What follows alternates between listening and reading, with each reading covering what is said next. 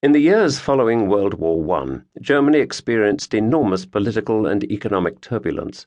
In June 1922, the German Foreign Minister Walter Rathenau, 1867 to 1922, was assassinated. Words cannot express, says von Hildebrand, how deeply this latest political assassination upset me. Once again, the devilish countenance of German ultranationalism smirked at me, which had already so deeply shaken me at the time of Erzberger's murder. Once again I felt the increasing barbarization of morals. I remember crying out to Gretchen, "I no longer want to remain in this awful country. I want to leave Germany." Almost as bad as the awful deed, not to mention the attitude of the murderer, was the perception of the murder by broad segments of the public. On the occasion of Eisner's murder by Count Arco, it was still possible to find mitigating factors, namely the fact that Eisner was a usurper who had toppled the Bavarian monarchy through a revolution and made himself head of state. Even though he did not create a dictatorship, he did permit dangerous elements to take root and systematically pursued his aim, against the will of the people, of attacking the church and imposing a radically socialist spirit. Arco could, in good faith, view himself as murdering a tyrant, as carrying out the people's will. Of course, his action was morally questionable and problematic, yet it was not a typical case of criminal political murder. But the case of Erzberger was different. He had done nothing to harm anyone, had for years served as a legitimately elected member of the Reichstag, and had become minister in a constitutionally legitimate manner, governing without even the faintest hint of a dictatorship. He had done much to his credit, and was a noble man of conscience.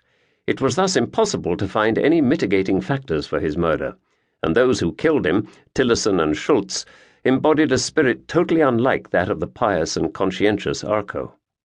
Their words, "the pig must be slaughtered," betrayed the depth of the awful, base, petty, and criminal spirit that animated them. The fact that they were motivated by an ugly nationalism, and that they viewed themselves as heroes, only made their dreadful act of murder all the worse. I was terribly upset by what even Catholics said to me at the time. "The ordinary man on the street is not upset by this murder," I would hear, "for he sees how many people died in the war. How can one more death really matter?"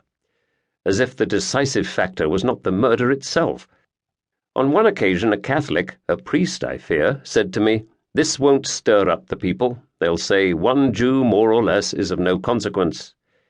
I was deeply upset by this moral value blindness and the loss of any sense for the horror of murder, which had permeated German public opinion.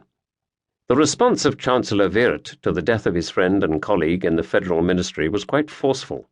Expressing his indignation at a session of the Reichstag, which had immediately been convened, he uttered his famous words, "The enemy stands to our right."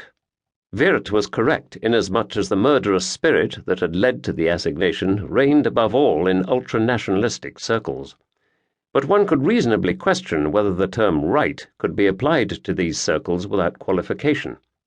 In any case, the problem did not stem from the monarchists and from circles who were conservative in the best sense of the term. Rather, it came from those animated by the spirit of Ludendorff and by a wild anarchism tainted with strong sympathies for a greater Germany. It came from the forerunners of National Socialism, who could hardly be called right in the traditional sense of the term. On the other hand, the tremendous danger of socialism and communism had not yet been overcome. Just 3 years before, we had had the Socialist Republic in Munich, and in 1922 there had been heavy fighting against the communists in Essen.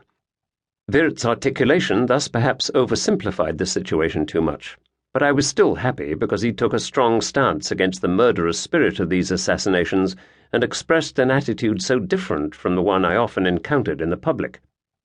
I still remember walking with my beloved and revered Nunzio Pacelli and Don Mario. This took place shortly after the murder of Rathenau, and I spoke with him about what Wirth had said. He was very unhappy about Wirth's statement because he found the notion of right far too vague.